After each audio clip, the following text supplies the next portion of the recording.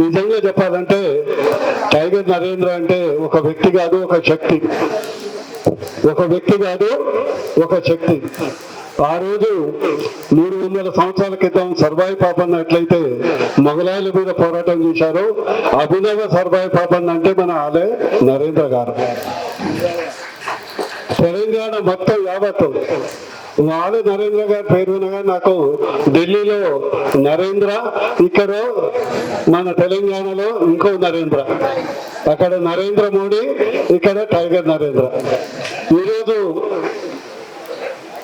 వారిని స్మృతి చేసుకోవటం, వారి ఆశయాలకు అనుగుణంగా మీ అందరికీ తెలుసు, నేను చెప్పాల్సిన అవసరం లేదు.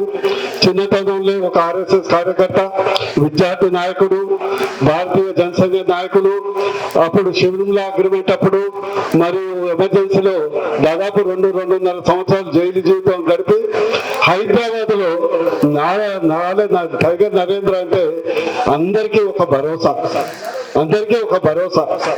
నిజంగా చెప్పాలంటే ఈ కాలంలో అలాంటి టైగర్ నరేంద్ర లాంటి నాయకుడు బీసీలో ఎవరు లేరు, బీసీలో కాదు ఏ కులాల్లో లేరంటే అతిశయోక్తి కాదని నేను సందర్భంగా తెలియజేసుదలుచుకున్నాను. వారు మనకు ఒక శక్తి, మనకొక గౌరవం, గర్వం. అందుకొరకు వారి యొక్క జ్ఞాపకాలను గుర్తించుకోవాల్సిన అవసరం ఉంది, వారి యొక్క ఆచరణ మార్గంలో పోవాల్సిన అవసరం ఉంది. ఇందాక కొందరు సోదరులు సామాజిక న్యాయం గురించి మాట్లాడారు. నేను ఎప్పుడు చెప్తా, మళ్ళా చెప్తా, సామాజిక న్యాయం కానీ అధికారం కానీ అడుక్కుంటే రాదు, అడుక్కుంటే రాదు. మీరు ఇదొక్కటి మాత్రం బండ గుర్తు పెట్టుకోండి. అడుక్కుంటే రాదు. అధికారం ఎప్పుడు పోరాటం చేస్తే వస్తుంది. అడుక్కుంటే ఏమొస్తుంది? సబ్సిడీలు వస్తాయి, లేకుంటే ఏదైనా తాయిలాలు వస్తాయి. అడుక్కుంటే అధికారం ఇవ్వడు, ఇయ్యడు. నేను ఎప్పుడు ఇంకో డైలాగ్ చెప్తుంటా. ఏం చెప్తుంటా అంటే, నాకు సుభాష్ చంద్రబోస్ ఒక స్వాతంత్ర ఉద్యమం అప్పుడు చెప్పాడు, మీరు ఒక్క రక్త కొట్టు ఇవ్వండి, నేను మీకు స్వాతంత్రం ఇస్తానని ఆయన చెప్పడం జరిగింది. ఈరోజు మన రాష్ట్రంలో 2,70,00,000 ఓట్లుంటే 1,40,00,000 ఓట్లు బీసీలు. ఒక్క ఓటు మీరు ఇవ్వండి, మీకు అధికారం తెప్పించే బాధ్యత మీదే. ఈ కబుర్లు, మీటింగులు, ఇవన్నీ ఉపన్యాసాలు, ఉపోద్ఘాతాలు ఇవన్నీ అక్కర్లే. ఒక్క ఓటు, ఒక్క ఓటు మీకు మీ భవిష్యత్తు కొరకే వేసుకోండి.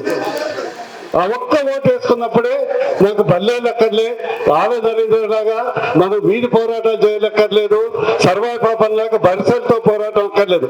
ఒక్క ఓటు. 1,40,00,000 ఓట్లు ఉన్నాయి. అరే ఒక 70 లక్షల మంది అయితే 70 మంది ఎమ్మెల్యేలు అవుతారు భయ్. కానీ అదొక్కటి మాత్రం చెయ్యం, అదొక్కటి చెయ్యం. ఏ పార్టీ, ఏ వ్యక్తి అంటలే, నీ భవిష్యత్తు. శత్రువుకు ఓటేయకండి, నీ యొక్క భవిష్యత్తుకు ఓటేయండి. అందుకొరకు వారి యొక్క విగ్రహం ట్యాంక్ బండి మీద పెడితే వారికి కాదు గౌరవం, ట్యాంక్ బండికే గౌరవం. అక్కడ మొన్ననే సర్వాయి పాపన్నది పెట్టడం జరిగింది. ఇంకోవైపు ఆల నరేంద్ర అంటే ఇద్దరు పోరాట యోధులు, టైగర్స్, రియల్ ఫైటర్స్. అడుక్కోలేదు వాళ్ళు, ఎప్పుడు వాళ్ళు పదవులు అడగలే, అడుక్కోలేదు. వాళ్ళు పోరాటంతో సాధించి, వారు ఎంపీ అయినా ఎమ్మెల్యే అయినా స్వయం కృషితో పోరాటంతో చేయడం జరిగింది.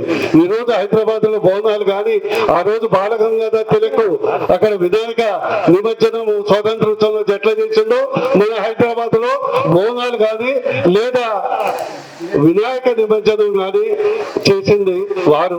వారితో నాకు చిన్న అనుబంధం కూడా ఉన్నది. ఒక డాక్టర్ గా వారికి ఒక సర్జికల్ ప్రాబ్లం వచ్చినప్పుడు చాలా మంది హాస్పిటల్స్ చేయడానికి నిరాకరించారు. ఎందుకంటే నరేంద్ర అంటే భయం, నరేంద్ర అంటే భయం, అంటే క్రిటికల్ గా ఉండే. 3 హాస్పిటల్స్ లేదు, సీరియస్ ఉంది, ఇక్కడ మేము చేయలేము అని రిఫర్ చేస్తే ఆఖరికి నా దగ్గరకు వచ్చారు. వచ్చినప్పుడు డాక్టర్ సాబ్ మరి జాగ్రత్త, అటు ఇటు అయితే సీరియస్ కండిషన్ అంటే నాకు, నేను నా రాజకీయాల్లో ఎట్లా టైగరు, నేను ఆపరేషన్లో ఎట్లా టైగరు, నేను దేనికి భయపడదు. అందుకొరకు చేయటం జరిగింది, కోలుకోవటం జరిగింది. ఆ యొక్క అనుబంధం కొద్ది కాలమే కానీ ఉంది. కానీ నా రిక్వెస్ట్ ఏంటంటే, మీరు ఏమి అక్కర్లేదు, అక్కర్లేదు, వారి బాటలు నడవండి. మనందరం ఒకరోజు అనగారు ఎట్లాగింత కష్టపడుతున్నారు, బహిరంగంగా ఏదైతే మన అమరవీరుల స్థూపం దగ్గరనో ఎక్కడో ఒక ధర్నా పెట్టండి, హాల్ మీటింగ్ తో సహా ఒక ధర్నా పెట్టండి.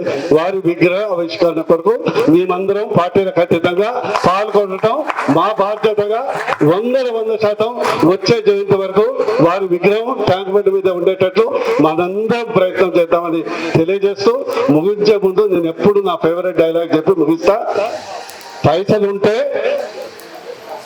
పవర్ వస్తుంది. మీరందరూ అనండి, పైసలు ఉంటే పవర్ వస్తుంది, పవర్ ఉంటే పైసలు వస్తాయి, సోయి ఉంటే పైసా కాదు నేను చెప్పేది, సోయి ఉంటే 2 వస్తాయి, సోయి ఉంటే 2 వస్తాయి. అందుకొరకు ఆ సోయి తెచ్చుకోండి, ఓటు సోయి తెచ్చుకోండి. ప్రజాస్వామ్యంలో ఓటే అంతమంది నిర్ణయం చేస్తుందని అందరూ గమనించండి.